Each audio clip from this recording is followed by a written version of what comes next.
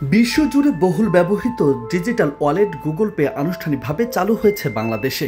City bank এ সেবা চালুর মাধ্যমে একটি বড় অগ্রগতি ঘটিয়েছে দেশের ডিজিটাল লেনদেন খাতে।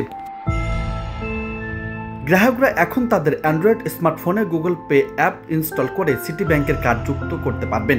এরপর তারা এনএফসি সুবিধা সম্পন্ন দোকানে ট্যাপ অ্যান্ড পে এর মাধ্যমে পেমেন্ট করতে পারবেন। এছাড়াও অনলাইন শপিং, সাবস্ক্রিপশন পেমেন্ট ও অ্যাপে ইন অ্যাপ পারচেজেও ব্যবহার করা যাবে এ সেবা। বিশ্লেষকরা মনে করছেন এই পদক্ষেপ দেশের ফিনটেক সেক্টরে একটি বড় মাইলফলক, কারণ এটি বাংলাদেশকে ধীরে ধীরে আন্তর্জাতিক মানের ডিজিটাল লেনদেন ব্যবস্থার সঙ্গে যুক্ত করছে। এখন প্রশ্ন হলো, গুগল পে কিভাবে কাজ করে?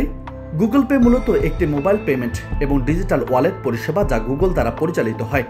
ব্যবহারকারীরা তাদের ব্যাংক কার্ড গুগল পে অ্যাপে যুক্ত করে স্মার্টফোনের মাধ্যমে এনএফসি প্রযুক্তি ব্যবহার করে সহজেই পেমেন্ট করতে পারে।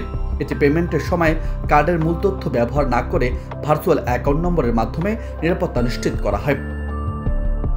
মঙ্গলবার রাজধানীর একটি হোটেলে এক জমকালো অনুষ্ঠানের মাধ্যমে এ সেবার উদ্বোধন করেন বাংলাদেশ ব্যাংকের governor doctor Ahsan S Mansur.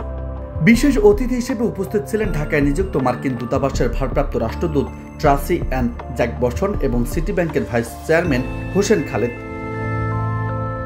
আপাতত এটি শুধু সিটি ব্যাংকের কার্ডধারীদের জন্য উন্মুক্ত, অর্থাৎ যারা সিটি ব্যাংকের ডেবিট বা ক্রেডিট কার্ড ব্যবহার করেন তারাই এখন থেকে গুগল পে এর মাধ্যমে দেশ বিদেশে লেনদেন করতে পারবেন।